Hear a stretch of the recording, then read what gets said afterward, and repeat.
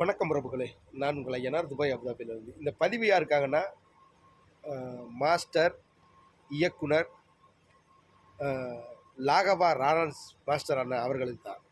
ஏன்னா, இப்போ அரசியலில் அவர் வரப்போகிறதாக பெரிய விமர்சனங்கள்லாம் நடந்துக்கிட்டே இருக்குது.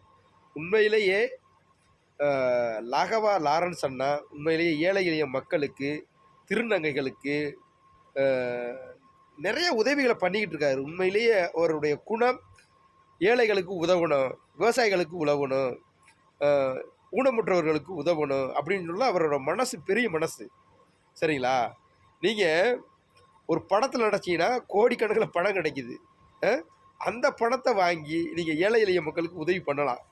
நீங்கள் அரசியலுக்கு வந்து ஒரு எம்எல்ஏ ஆகி ஒரு எம்பி ஆகி எவ்வளோ சம்பளம் கிடைக்க போகுது? அதை வச்சு எப்படி நீங்கள் நிறைய பேருக்கு செய்ய முடியும்?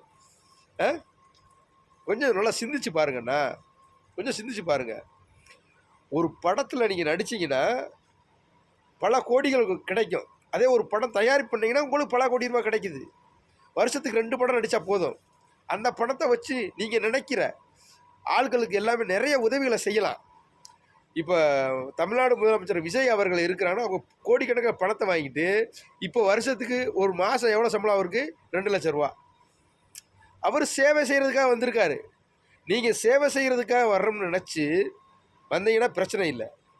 நான் வந்து நிறையா பணத்தை சம்பாதிச்சிட்டேன்னா ஒரு 1000 ஏக்கரில் வந்து பெரிய இடத்த வாங்கி அதுகளை பில்டிங்கில் கட்டி நான் மக்களுக்கு சேவ் பண்ணிடுவேன். அப்படி அரசியலுக்கு வந்து பல கோடி ரூபா எப்படி சம்பாதிக்க முடியும் சொல்லுங்கள் பார்ப்போம்.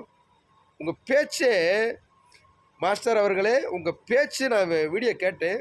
உங்கள் பேச்சு எனக்கு ஒன்றும் நல்லதாக தெரியல.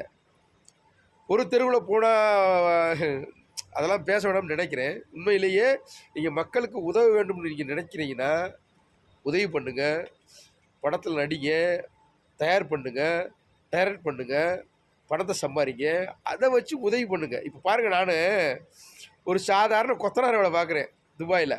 சரிங்களா?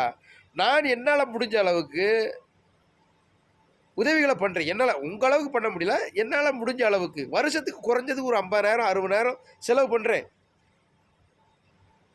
அதே போல் எல்லார் மக்களும் செய்வாங்களா அப்படின்னா அது வந்து கேள்விக்குறியாக தான் இருக்கும்.